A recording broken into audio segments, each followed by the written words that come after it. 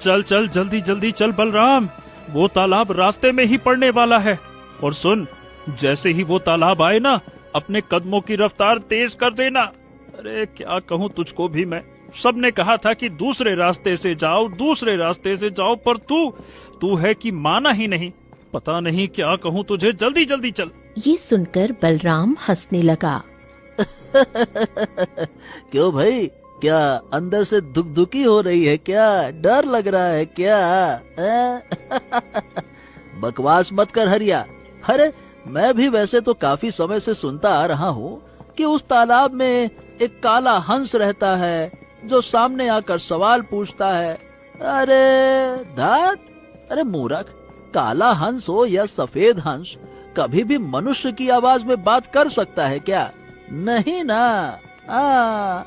बलराम इतना कह ही रहा था कि हरिया घबरा उठा। तालाब आ गया, जल्दी जल्दी चल। अरे जल्दी जल्दी चल बलराम, चल चल चल चल चल चल चल चल। हरिया बलराम का हाथ पकड़कर लगभग भागने लगा, लेकिन अगले ही पल तालाब से रंग बिरंगी किरणें फूटी और वहाँ एक काला हंस प्रकट हुआ। काले हंस को देखकर हरिया और बलराम डर गए। तू तो बिल्कुल ठीक कह रहा था रे हरिया, यहाँ तो सच में काला हंस रहता है। भगवान, मैं जानता हूँ कि तुम दोनों यहाँ से तेजी से भाग रहे थे, लेकिन चाहे जितना भी तेजी से भागो, मुझसे नहीं भाग सकते। जब तक मेरे सवाल का उत्तर नहीं दोगे, यहाँ से नहीं जा पाओगे। देखो, हमें जाने दो काला हंस। हमने सुना है कि जिस किसी से भी तुम सवाल पूछते हो, वो अगर उत्तर नहीं दे पाया तो हमेशा हमेशा के लिए गायब हो जाता है। देखो, हमें जाने दो। बगैर उत्तर दिए तुम दोनों तो यहाँ से नहीं जा सकते। चलो, अब मेरा सवाल सुनो। सच क्या है, जिसे देखना आसान हो या जिसे देखना मुश्किल हो? हरिया गहरी सोच में डूब गया। वही जिसे देखना आसान हो। सत्य को प्रमाण की क्या आवश्यकता, जो दिखे वही सत्य है। हाँ हाँ हाँ, हरिया बिल्कुल सही कह रहा है, जिसे देखना आसान हो। तुमने दिया है गलत उत्तर।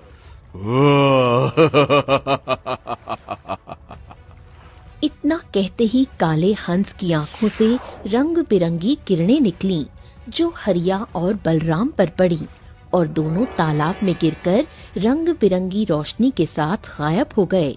अगले ही क्षण काला हंस भी गायब हो गया। अगले दिन हरिया और बलराम के गायब होने की खबर पूरे गांव में फैल गई। गांव की चौपाल पर चर्चा होने लगी। गांव वालों, हरिया और बलराम ने जो गलती की वो तुम मत करना। अब से कभी भी जंगल में उस तालाब वाले रास्ते से मत जाना। वो काला हंस तुमसे भी सवाल पूछेगा और अगर गलत उत्तर दोगे तो तुम गायब हो जाओगे। हाँ, सही कह रहे हैं सरपंच जी। और हमें तो ये भी नहीं पता कि गांव वाले आखिरकार ये रहस्यमयी तरीके से गायब क्यों हो जाते हैं। ये तो अच्छा है कि गांव के सुखिया चाचा ने कुछ दिन पहले मोहन को गायब होते देखा था। उन्होंने देखा था कि काला हंस मोहन से सवाल कर रहा था और वो जवाब नहीं दे पाया, और बस फट दने तालाब में गिरकर गायब हो गया। बस उसी दिन से लोग गायब होने लगे। ये सुनकर सबके चेहरों पर डर फैल गया। तभी दुर्गापुर के बड़े व्यापारी धनीराम का पुत्र अशोक वहाँ पहुँचा और सबका मजाक उड़ाने लगा। सही बताऊं, तुम सब लोग ना एक नंबर के डरपोक हो। देखो, सीधी बात है, मैं तो उसी तालाब वाले रास्ते से जंगल जाऊंगा। अगर वहाँ काला हंस मेरे सामने आ गया तो अपनी तलवार से उसके 2 टुकड़े कर दूंगा। बड़ा आया, सवाल पूछना ही भूल जाएगा मेरे सामने। इतना कहकर अशोक चला गया। बड़ा आया, यहाँ खड़े होकर बड़ी बड़ी बातें करेगा और अंदर जाकर अपने पिता की हवेली में मुंह छिपा लेगा। ये तो जंगल जाता ही नहीं है, बस गांव वालों का मजाक उड़ाने चला आता है। बेवकूफ। बिल्कुल सही कह रहे हैं सरपंच जी। ऐसे लोगों को बस गांव वालों को तंग करना आता है। हाँ, नहीं तो। थोड़ी देर बाद सभा खत्म हुई और सभी लोग अपने अपने घर चल दिए। उसी गांव में गौरी नाम की एक सुंदर लड़की थी जो अपने बूढ़े पिता के साथ रहती थी। पिता बहुत बूढ़े थे, इसलिए गौरी ही जंगल से लकड़ियां काटकर बेचती और घर चलाती। गौरी लकड़ियां लेकर लौट रही थी कि तभी अशोक रास्ते में आ गया। ओ गौरी, जरा इधर भी तो गौर फरमाओ। अरे भाई, कब तक अपने इन सुंदर सुंदर हाथों से ये बड़ी बड़ी भारी भारी कुल्हाड़ी चलाकर अपने हाथों की सुंदरता खराब करती रहोगी? अभी भी समय है, मेरी बात मान लो। मैं तुम्हें रानी बनाकर रखूंगा। शादी कर लो मुझसे। अब देखो ना, मैं तुमसे कितना प्रेम करता हूँ। मान जाओ ना गौरी। तुझसे कितनी बार कहा है अशोक, मेरा रास्ता मत रोका कर। मेरे मन में तेरे लिए कोई प्रेम नहीं। आइंदा कभी बीच रास्ते में मुझे रोकने की कोशिश मत करना। ये सुनकर अशोक क्रोधित हो उठा। ए गौरी, मैं इस गांव के सबसे धनी व्यक्ति धनराम का पुत्र हूँ। गांव की लड़कियां मुझ पर मरती हैं, समझी? तो जो लड़कियां तुझ पर मरती हैं, उनसे ही विवाह कर ले। मुझे तेरे अंदर कुछ भी खास नहीं दिखता। मुझे बस इतना पता है कि तेरा पिता धनी है, पर तू निठल्ला, निकम्मा, आवारा, सिर्फ अपने पिता की कमाई पर ऐश करता है। अशोक गुस्से से तिलमिला उठा और गौरी वहाँ से चली गई। गौरी गांव पहुंची और अपनी लकड़ियां बाजार में बेच दी। फिर थकी हुई घर की ओर चली गई। लकड़ियां बेच गौरी घर लौट आई और सारा धन अपने बूढ़े पिता के हाथ में रख दिया। अरे क्या हुआ गौरी, तेरा चेहरा उतरा हुआ क्यों है? क्या बात है? गौरी की आंखों में आंसू भर आए। उसने सारी घटना बताई। जब देखो धनीराम का पुत्र मेरा रास्ता रोक लेता है। ये सुनकर बालकृष्ण की आंखों में उदासी छा गई। हाँ, मैं जानता हूँ वो मेरी लाचारी और कामचोरी का फायदा उठा रहा है। मैं कितना अभागा पिता हूँ। मुझे तेरे हाथ पीले करने की तैयारी करनी चाहिए थी, लेकिन मैं तो उल्टा तुझ पर बोझ बनकर बैठ गया हूँ। क्या करूँ? बीमार हूँ, बुजुर्ग हूँ, मेरा हाथ काम नहीं करते। ये सुनकर गौरी के आंसू बह निकले। ऐसे मत कहिए पिताजी कि आप मुझ पर बोझ हैं। बचपन से मैंने माँ को नहीं देखा, हमेशा आपको देखा। आपने मुझे माँ और पिता दोनों का प्यार दिया है। आप मुझ पर बोझ नहीं है। रहा सवाल अशोक का, उसे मैं देख लूंगी। इतना कहकर गौरी ने चूल्हा जलाया और गरम गरम रोटियां बनाने लगी। कुछ देर बाद बालकृष्ण खाना खाकर सो गया। अगले दिन सुबह बालकृष्ण ने गौरी से कहा, गौरी, आजकल उस तालाब की चर्चा बहुत चल रही है। कहते हैं वहाँ एक काला हंस आतंक मचा रहा है। वो लोगों से प्रश्न पूछता है और जो भी उत्तर नहीं दे पाता वो गायब हो जाता है। मुझे लगता है कि वो जरूर कोई राक्षस होगा। हाँ पिताजी, गांव में बहुत लोग गायब हो चुके हैं और कोई कुछ नहीं कर पा रहा। न जाने गांव वाले महाराज से मदद मांगने क्यों नहीं जाते। अब मदद तो वो क्या ही मांगेंगे। हमारे राज्य का राजा तो आंखें मूंद कर बैठा है। उसे प्रजा की कोई चिंता ही नहीं है। मैं तो तुझे सिर्फ इसलिए कह रहा हूँ बेटा कि जंगल में लकड़ियाँ काटने जाती है तू, जरा ध्यान से जाना और उस रास्ते से मत जाना, है ना? चलो। आप निश्चिंत रहिए पिताजी, मैं तालाब के रास्ते से कभी नहीं जाती। इतना कहकर गौरी मुस्कुराई और कुल्हाड़ी लेकर जंगल चली गई। बालकृष्ण घर के बाहर टहलने लगा। कुछ देर बाद बालकृष्ण बोला, आज थोड़ा जंगल में चहलकदमी करके आते हैं। वो जंगल में घूमने चला गया। जंगल की सुंदरता देखते देखते उसे पता ही नहीं चला कि वो तालाब के नजदीक पहुंच चुका है। अगले ही पल रंग बिरंगी किरणों से वही काला हंस प्रकट हुआ। अब तुझे मेरे एक प्रश्न का उत्तर देना होगा। हे भगवान, ये क्या हुआ? मैं तो वही गलती कर बैठा। अपनी बेटी को मना कर रहा था और खुद ही टहलते टहलते तालाब के पास आ गया। हे भगवान, हे भगवान। अब मेरे सवाल का जवाब दे, तभी वापस जा पाएगा। काले हंस ने वही सवाल पूछा जो उसने हरिया और बलराम से पूछा था, लेकिन बाल कृष्ण उत्तर नहीं दे पाया। अगले ही पल बाल कृष्ण तालाब में गिरा और रंग बिरंगी किरणों के साथ गायब हो गया। काला हंस भी गायब हो गया। ये दृश्य दूर से गांव का एक व्यक्ति देख रहा था। हे भगवान, बालकृष्ण चाचा भी गायब हो गए। ओह, मुझे ये बात तो तुरंत गौरी को बतानी चाहिए। वो व्यक्ति दौड़ता हुआ गौरी को ढूंढने लगा, मगर वो उसे नहीं मिली। शाम को जब गौरी घर लौटी, उसके पिता घर पर नहीं थे। पिताजी हमेशा घर पर रहते हैं, आज कहाँ चले गए? तभी वो व्यक्ति वहाँ पहुँचा। गौरी! अरे गौरी! अरे भाई, मैं सुबह से तुम्हें ही ढूंढ रहा हूँ। तुम्हारे पिताजी अब तुझे कहीं नहीं मिलेंगे बेटा। क्या बकवास कर रहे हो तुम?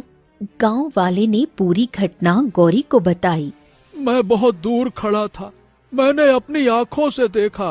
काला हंस प्रकट हुआ।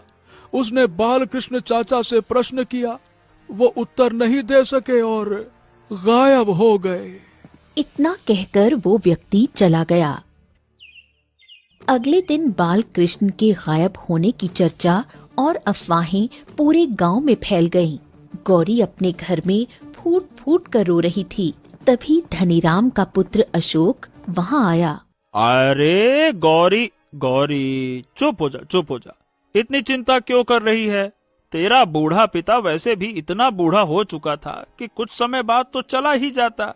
तू इतनी चिंता क्यों करती है? मैं तेरे साथ हूं ना। देख देख, तू अब अकेली है। मेरा प्रस्ताव अभी भी खुला है। मुझसे विवाह कर ले, रानी की तरह बनाकर रखूंगा। ये सुनकर गौरी क्रोधित हो उठी। तुम्हें शर्म नहीं आती? मेरे पिता गायब हो गए और तुम विवाह की बात कर रहे हो? चले जाओ यहाँ से। अशोक तमतमा कर बोला। अरे बस, बहुत हो गया। मुझे अपमानित करने की भी एक हद होती है। अब तेरे ऊपर से तेरे पिता का साया उठ गया है। अब तू अकेली है। तेरे जैसी भिखारी की बेटी से गांव में कोई विवाह नहीं करेगा। समझ नहीं आता क्या? जब सब इनकार कर देंगे ना, तब नाक रगड़ती हुई मेरे दरवाजे पर आएगी। ये मैं सीना ठोक के दावे के साथ कहता हूँ। बात करती है। इतना कहकर अशोक गौरी का अपमान करते हुए वहाँ से चला गया। गौरी फूट फूट कर रोने लगी। कुछ देर बाद उसने आंसू पोंछे और खुद से कहा, गांव वाले अपने प्रियजनों को खोकर चुप बैठ गए होंगे, लेकिन मैं उन लोगों में से नहीं हूँ। मैं अपने पिता को वापस ला कर रहूंगी। मैं महाराज से मदद मांगूंगी। अगले दिन गौरी राजा सूरज के महल के राज दरबार में पहुंची। महाराज, मेरा नाम गौरी है और मैं दुर्गापुर गांव की रहने वाली हूँ। इतना कहकर गौरी ने सारी घटना राजा सूरज को बताई। मेरे पिता के अलावा गांव में न जाने कितने लोग उस काले हंस का शिकार हो चुके हैं। आप कुछ कीजिए महाराज। राजा सूरज क्रोधित नजरों से गौरी को घूरने लगा। दफा हो जाओ यहाँ से तुम लड़की। हम इस मामले में अपनी टांग नहीं अड़ाना चाहते। हम कुछ नहीं कर सकते। जाओ यहाँ से। गौरी चौंक गई। महाराज जी, ये आप क्या कह रहे हैं? आप इस राज्य के राजा हैं। आप ही अगर कुछ नहीं करेंगे तो फिर कैसे चलेगा? कैसे चलेगा ये हमें नहीं पता, पर हम इस मामले में कुछ नहीं कर सकते। निकल जाओ यहाँ से। राजा सूरज ने गौरी को अपमानित करके दरबार से निकाल दिया। गौरी निराश होकर घर लौटी और फूट फूट कर रोने लगी। महाराज ने भी मदद करने से साफ इनकार कर दिया। अब मैं कहाँ जाऊं? गौरी कुछ देर गहरी सोच में डूब गई।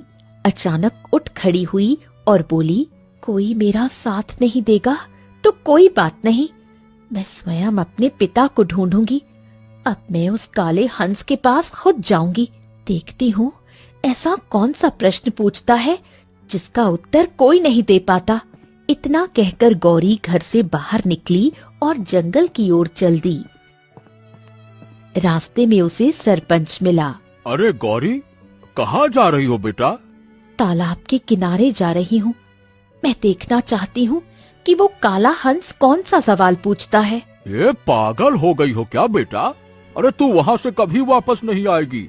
वापस ना आ पाई तो कोई बात नहीं, जब मेरे पिता ही नहीं है तो मैं इस संसार में रहकर क्या करूँगी?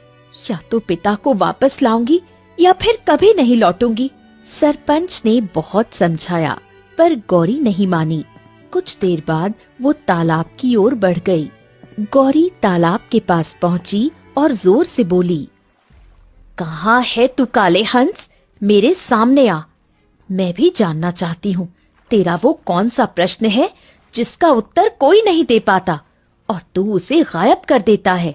अगले ही पल रंग बिरंगी किरणें चमकी और काला हंस प्रकट हुआ। तू बड़ी बहादुर लड़की है। अब तक जितने भी लोग यहाँ पर आए डर कर आए, लेकिन तू पहली लड़की है जिसने खड़े होकर मुझे आवाज लगाई। तेरी आंखों में बहादुरी है। मुझे लगता है कि तू मेरे प्रश्न का उत्तर दे देगी। सुन, सवाल ये है कि सच क्या है, जिसे देखना आसान हो या जिसे देखना मुश्किल हो? गौरी क्रोधित हो उठी। बस इतने से सवाल के लिए तो लोगों को गायब कर देता है। जवाब सुन, सच वही है जिसे देखना मुश्किल हो, क्योंकि आसान सच हर कोई देख लेता है, लेकिन असली सच वही होता है जो दिल की गहराई में छुपा होता है। ये सुनकर काला हंस प्रसन्न हो गया। तुम पहली हो जिसने मेरे प्रश्न का सही उत्तर दिया। इसका मतलब तुम ही हो जो मुझे श्राप से मुक्त कर सकती हो। क्या मैं तुम्हें श्राप से मुक्त कर सकती हूँ? इसका क्या मतलब? सुनो, मैं काला हंस नहीं बल्कि मैं कोई और हूँ, और मैं कौन हूँ ये मैं अभी नहीं बता सकता, लेकिन तुम मुझे श्राप से मुक्त कर सकती हो। आओ, मेरे पीछे आओ। इतना कहकर काला हंस तालाब में कूद गया। गौरी चौंक गई। ये तो तालाब के अंदर कूद गया। जरूर तालाब में कोई रहस्य है। अगले ही पल गौरी भी तालाब में कूद गई। तालाब में कूदते ही